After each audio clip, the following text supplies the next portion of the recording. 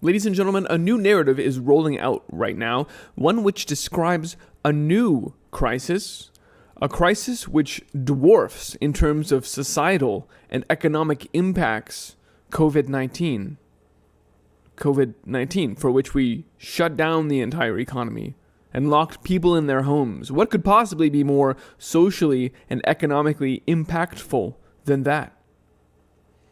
Let's talk about it. I'm Christian, and this is the Ice Age Farmer broadcast. I believe that there will be another crisis.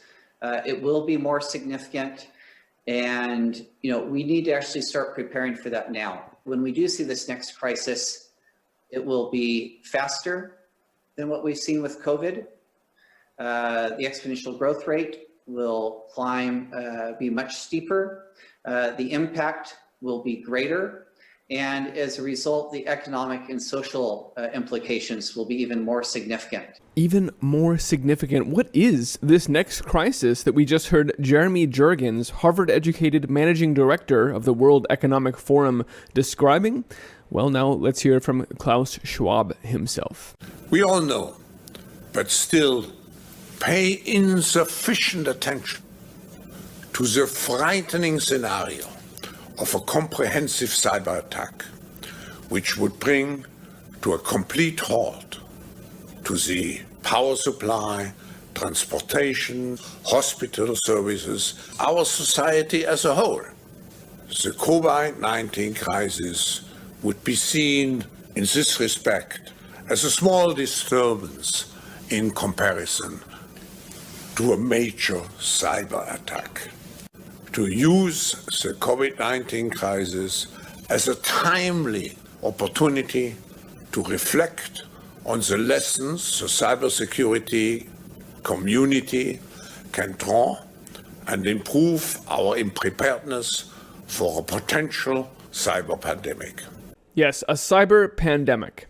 And before we even talk about what that is, I just want to again appreciate that we just heard two leaders of the World Economic Forum promise that we are going to have a new crisis soon that dwarfs COVID, which has already spelled the end of the world as we know it. So this is something severe, and we need to take notice. This is much bigger than the Project for a New American Century, anticipating a new Pearl Harbor, or the Event 201 expecting a pandemic, or even the food chain reaction game describing the food shortages we're seeing now after a pandemic. Each of these events involved lots of multinational companies coming together for a tabletop exercise, outlining the changes they wished to implement anyway, their agenda. And then, when these crises occur, seizing the opportunity to execute on those agendas. That's exactly what's happening here. So the whole premise here, you can see it, look, it's the same language template even. Quote, like the pandemic, cybercrime does not respect borders or ideologies. No one organization can fight it alone. That's the exact copy as from the food chain reaction game. Because global problems require global solutions, and that's where these globalists walk in with their altruistic sounding philanthropic objectives and then execute on their agendas. So the whole premise here for why 2020 is now a cybersecurity, why is this all of a sudden happening is because due to COVID, people are forced to work from home. And these people, there's an increased security surface. People don't understand security practices. They're writing down passwords on sticky notes and who knows. And so as a result, everyone is much more vulnerable in 2020. Now, this is true to some extent, but when you look at the players that were coming together for the 2020 Cyber Polygon event, again, it's just like Event 201 and the food chain reaction game. It's a tabletop exercise describing how organizations can react to this new cybercrime-rich environment of the 2020s, of this new normal. One of the chief people involved in this whole Cyber Polygon effort was Salesforce. Here is their chief trust officer describing how we really need to take cybersecurity differently in the new normal. Here's a report from Accenture doing the same thing. The Threatscape report from Accenture talks about in the 2020s, no one could have anticipated what's going on. We have unprecedented circumstances opening the door to innovative cybercrime. Accenture is a huge consulting company, and they're one of the main participants of this Cyber Polygon event. Let's look at the others. See if you detect a pattern here. AIG, Bank of America, Credit Suisse, Equifax, the credit rating agency, JP Morgan Chase, MasterCard, PayPal, Swift, the International Transactions Clearing Network, UBS, Zurich Insurance Group, a lot of finance and bank players and insurance players there. Also some tech companies like Palo Alto Networks and Salesforce, Amazon Web Services, China Southern Power Grid, Cisco, Cloudflare, HP, Hitachi, Huawei, IBM, Microsoft, Palantir, the surveillance company straight out of CIA funding, PayPal, and then of course BlackRock is in there as well, Deep State Finance Central. So you see, we have representatives from a few different areas here, but it seems as if the cyber crime that's being discussed here definitely is finance heavy. And if we're talking, especially the SWIFT network, if we're talking about threats to international transactions, clearings, that affects all financial transactions right now. And so when we hear the rhetoric from Klausy and Jeremy about this is going to be a crisis which dwarfs everything else, it happens ridiculously quickly, and the impacts are off the scale, everyone is affected. And then Klaus goes on to say the power grid goes down, and the banking institutions are all involved. We can see here, banking will be affected. Now, I don't want to get too far into high-octane speculation, but between the rhetoric and the participants, I think it's fair to say there is an event scripted in the near future to take down one or both the power grid and the finance. President Trump already passed in 2017 Executive Order 13800, which sought to harden our infrastructure, especially critical infrastructure like the power grid, against cyber attacks, almost as if they have some insight into a potential threat along this vector. And then certainly throughout this last 9 months of the pandemic, and it's not just the World Economic Forum that's talking about this. We have been pummeled with predictive programming through the media about the threats to our power grid particularly. Take a look, even most recently from the New York Times, it is the same Russians who hacked the election that are now targeting the power grid in our nuclear plants. I'm just going to let that sit there. I don't think you can make this up at this point. The propaganda is so thick and dense. They're weaving their Russian hacker story right along into this cybersecurity and power grid story. But again, look at the tapestry that has been woven over these last few months. Hackers are targeting the remote workers who keep your lights on. As I said, now that they're having to work remotely and write down passwords willy-nilly, hackers can target them, and this includes utility companies. Cybersecurity, more important than ever due to COVID-19. This was in May. As time goes on, this is from the World Economic Forum, why COVID-19 is making utilities more vulnerable to cyber attacks and what we can do about it. This is back in April. Again, they've been laying the framework, creating that foundation and establishing the predictive programming. From the Hill in August, officials warn of increasing cyber threats to our critical infrastructure during the pandemic, notably the power grid.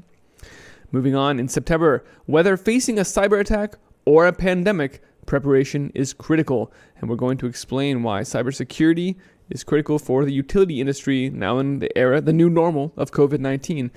Even most recently, just at the end of October, cybersecurity is going to be a crucial priority in utility companies' agenda as threats continue to grow amid COVID-19. And then just last week, the U.S. power sector has prevented millions of cyber attacks in 2020, which takes 24/7 commitment. Now they're giving you the sense that these attacks are already happening, that it's constantly happening, and it's only by virtue we're hanging by a thread at any moment. This team of incredibly talented people might actually fail, and then we'd be going back to the Stone Age for some amount of time. So I just wanted to mention that the media has been planting this seed as well. And you need to be aware of this, and we need to be discussing this, trying to keep it from happening by virtue of spreading the word about it, if at all possible. But certainly we need to be bracing for it and understanding exactly who the players are behind it, and that this is absolutely a critical part of the larger Great Reset agenda that the World Economic Forum is out there pushing right now. There's a reason Klaus Schwab is running this event, talking about cybersecurity in 2020 suddenly being a new risk to you. And I will leave it here for tonight, because there's so much more to unpack that I couldn't possibly do it justice. So let's open the conversation today, and I rely on you to help me look more deeply into this, to help me spread the word. Those of you who are better credentialed, better spoken than I, let's talk about this. This is an important conversation. Thanks for watching, folks. If you want to find this report and all my reports, they are at iceagefarmer.com. If you value this broadcast and the information I'm sharing, please help me keep it running. You can find a few different ways of doing that at iceagefarmer.com/support. Thanks for watching, folks. Strengthen your cybersecurity practices and keep growing lots of abundant food and raising awesome animals, and spread the word. Thanks, folks, and be well. So does that mean that there will definitely be a next crisis, and when it happens, we'll think about the crisis in 2020? So next crisis is inevitable, according to your logic. Is it so? Yeah, I'm definitely in the camp. I believe that there will be another crisis. It will be more significant, and we need to actually start preparing for that now. And if we take the example of what happened with medical equipment in the European Union, we've been working on the European project for decades now. Yet when a really significant crisis took place, the channels of communication were not in place, the protocols for cooperation were not in place, and people looked inward initially and tried to address it on their own. And with time now, it's opened back up because the different countries realize that they're not in a position to address it on their own. Even if we look at something as important as vaccine research, this is going to require a global effort from the scientists, from the production of the vaccines to the dissemination. And what we can do in cybersecurity is make sure that we don't try and rebuild after the attack's already happened, but put those cooperation mechanisms in place already. We're working on this here at the World Economic Forum through our Global Cybersecurity Center. We're working with Sberbank, BI Zones, other institutions as well. So we need to actually start this cooperation and understanding early so that when the crisis does hit, that we're in a position to respond effectively to it. And I would anticipate that when we do see this next crisis, it will be faster than what we've seen with COVID. The exponential growth rate will climb, be much steeper. The impact will be greater. And as a result, the economic and social implications will be even more significant. So I think it's really important that we don't underestimate the severity of what a crisis like this, the impact it could have. And it's going to take us, all sectors of society and the economy to come together to address that. Ladies and gentlemen, good morning from California, where it's now against orders to go for a walk. Yes, it would be funny if it weren't actually happening. The levels of tyranny reaching such absurd, epic proportions that even the most dystopic novels and movies are being put to shame. From the 10 p.m. statewide curfew to yesterday, the Department of Defense unveiling a COVID-19 vaccination record card that will be issued to all Americans. I don't want to devolve into the minutiae of the creeping totalitarianism all around us, but instead I want to ask the question, why is this happening, and why now? And I also want to tie this into my previous report about the World Economic Forum issuing a warning about a next crisis, one that will dwarf the impact of coronavirus, which is unthinkable. I'm Christian, and this is the Ice Age Farmer broadcast. And to answer that question, we need to talk about soybeans.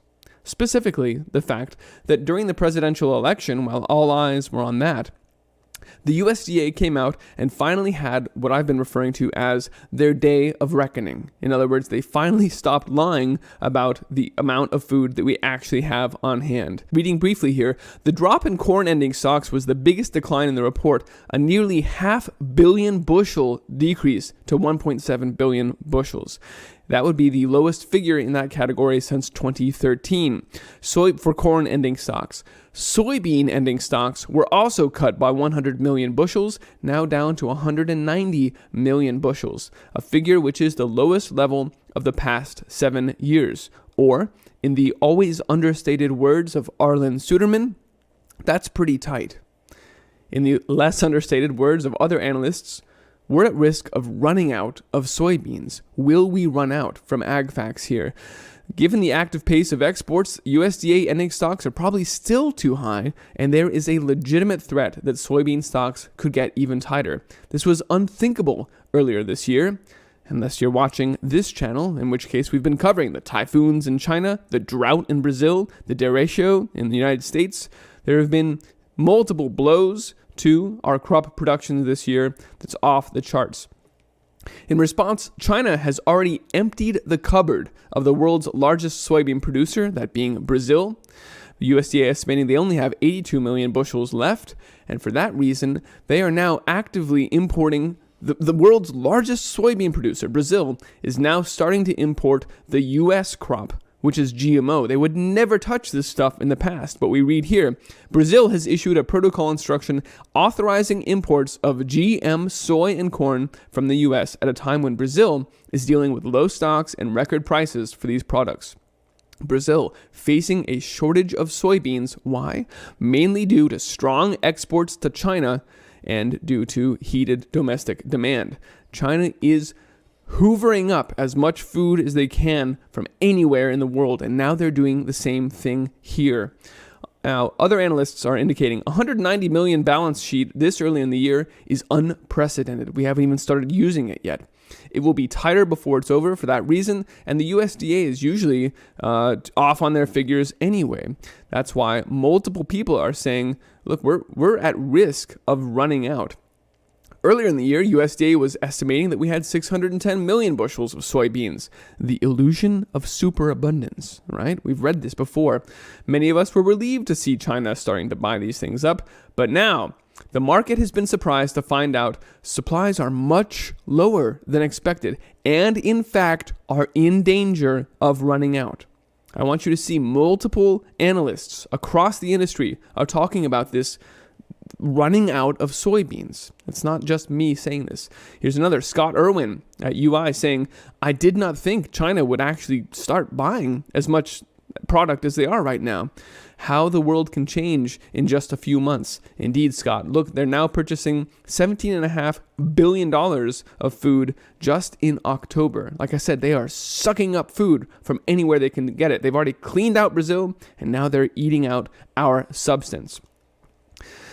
It is for this reason. There are other analysts that are saying I think the USDA is way high still, because all they've done so far is reduce the production side, and we all know that there's been more demand than ever before. So, quote, to get us down here already into some tight areas without even accounting for that demand, this could get interesting down the road. Again, an understated way of saying we are running out of food.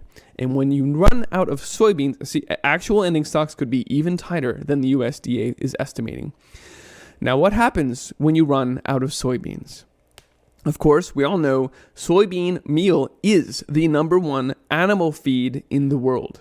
If you cannot feed your animals, then you proceed to kill them off, which means there will immediately be a glut of meat hitting the market at really low prices as ranchers and producers around the world are killing off their animals because they can't afford to feed them. The price of animal feed will skyrocket, and people will start selling or killing off their animals.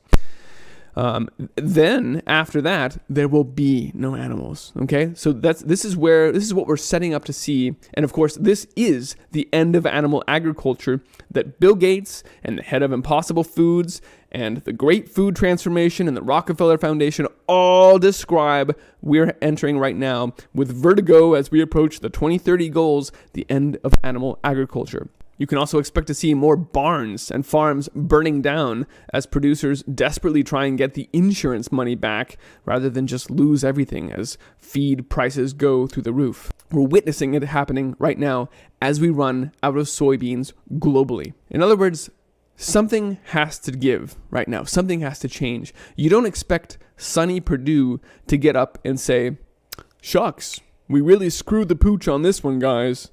No, some crisis will be manufactured in order to give cover fire to this, and of course, in order to create the opportunity for them to seize upon that crisis and push ahead with their agendas, with the Great Food Transformation, with the Reset the Table, with the Great Reset.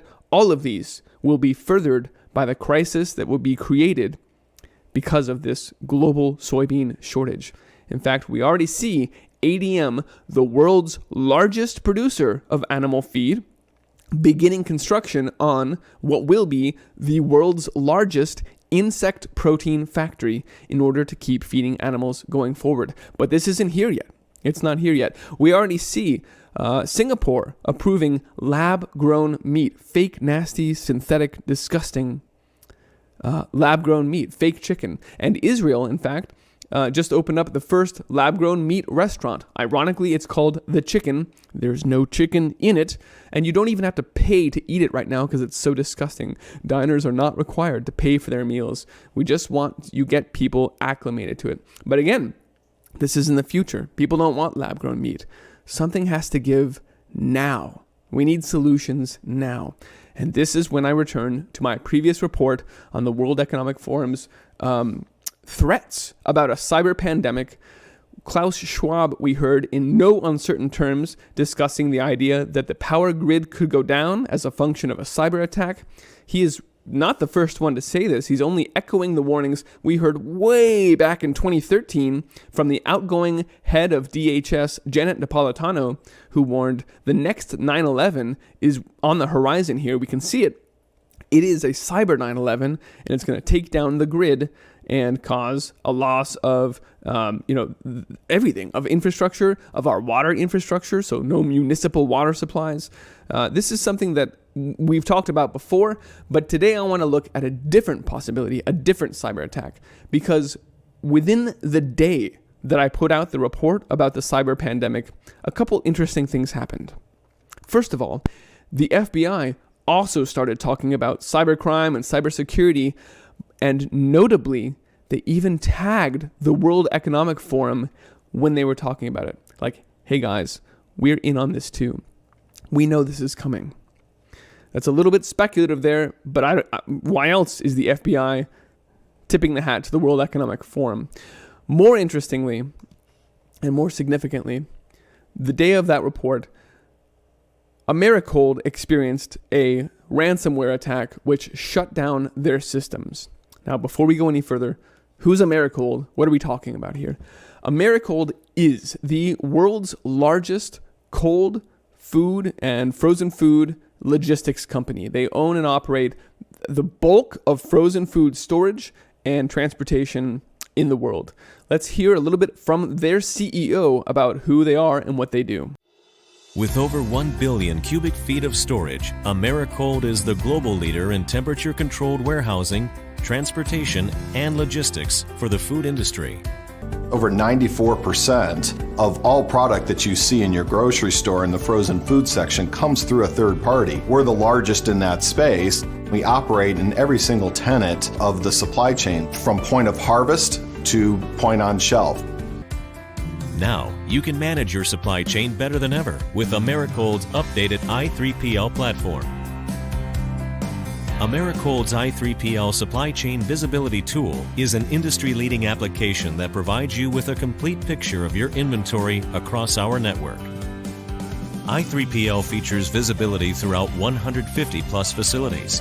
Okay, so you heard the CEO of Americold say 94% of all frozen food in the supermarket comes through a third-party logistics company like Americold. So you may have lots of producers growing food, and we certainly have lots of consumers eating it, but it all goes through this central point of failure. 94% of the frozen food in the supermarket goes through third-party logistics. And if that were taken out, then we all know supermarkets only have about 3 days of food. This is the Achilles heel of our food system. Now, in the wake of this cyber attack, I certainly would have expected to see lots of media coverage about this. Not only is it a significant thing, and as we can see here, drivers, truckers, were coming up to get their deliveries. I'm at Americold, their systems are down, they can't even assign me a door. Without their computers, they have these massive frozen warehouses, but no one knows what's there, no one knows what's coming in, no one knows what's going out. You can't run a huge operation at scale like that without systems.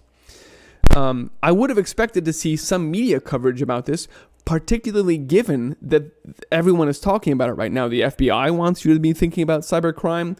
Klaus Schwab and the World Economic Forum are talking about cybercrime and how we have to get ready. So certainly this would be something that would be amplified. Look at this threat we have here. Nothing. There was nothing except for a few security trade magazines that acknowledged that Americold was down for days, unable to do any food deliveries during this time when their systems were down. Here's another report. The company email is still down. I can't even work today because there's no food deliveries. I can only speculate as to why the media didn't touch this story.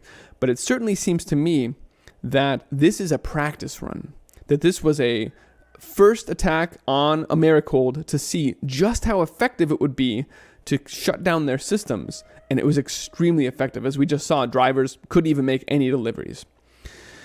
So now we've got these warnings about a substantial, hugely impactful attack on our food supply chain. We realize we're running out of food and something has to be done to cover for that.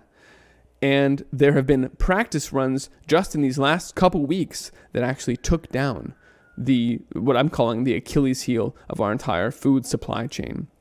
Ladies and gentlemen, I just wanted to make sure everyone is very clear that this is an extremely delicate and fragile situation we're all in right now. If you depend on the supermarket to eat, then these things can go down like that. And they almost did.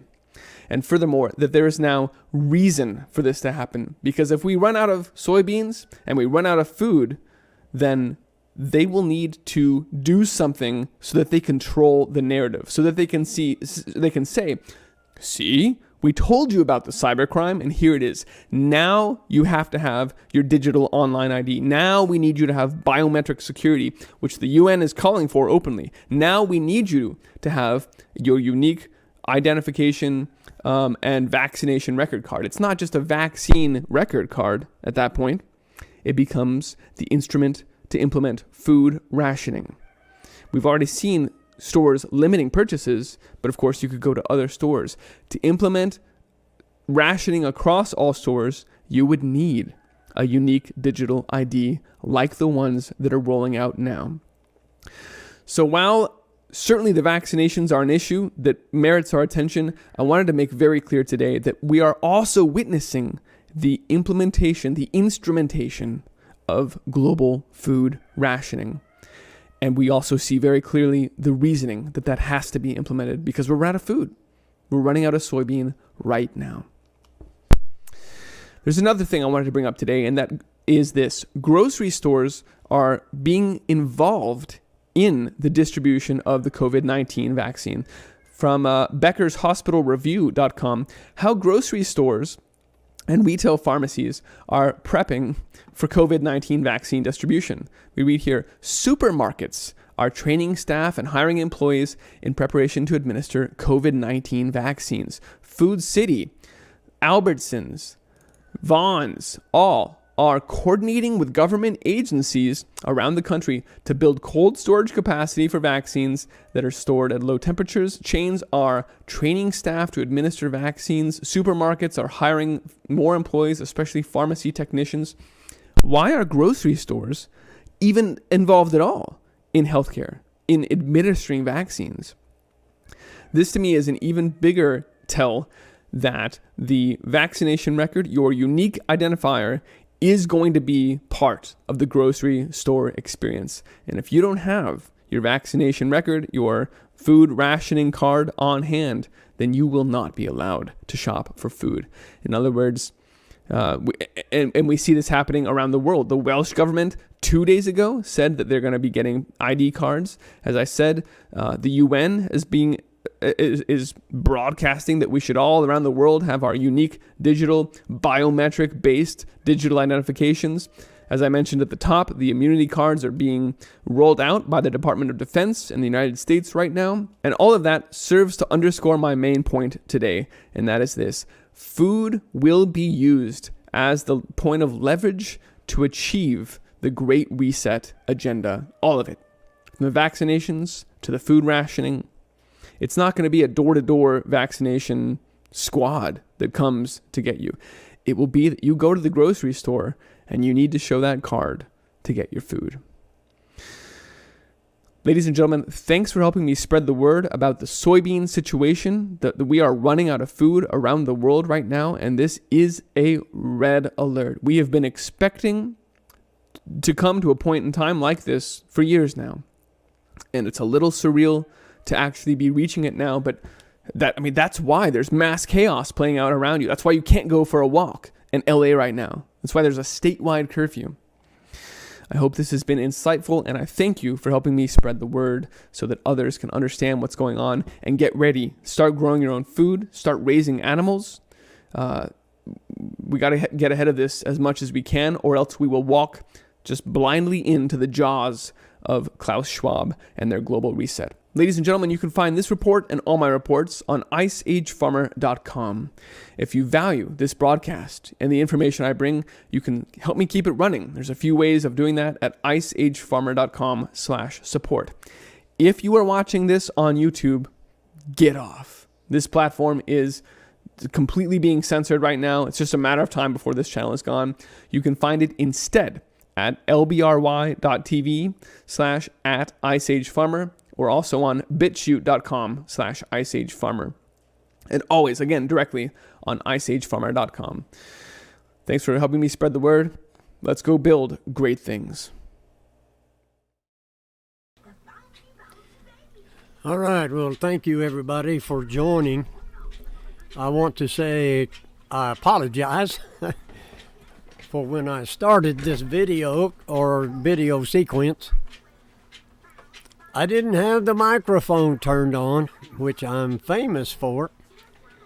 And so I want to say thank you all for joining. And what I said at the beginning of the broadcast was that I received these videos from a very precious and dear friend and sister in Christ in Australia.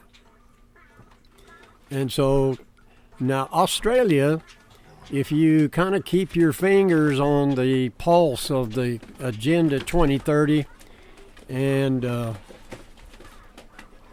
well, you're not late. There's always the replay. But Australia is kind of sort of on the very leading edge of the Agenda 2030 implementation, and the things that we see and hear about here in the United States a lot of times are already in progress in Australia. And so I want to just thank Kathy Saunders for sending me these videos, because they are very informative, and you better believe that it's coming down the pike. Okay, everybody, God bless. Lord willing, 10 a.m. Central Time in the morning, Power Encounter 2020.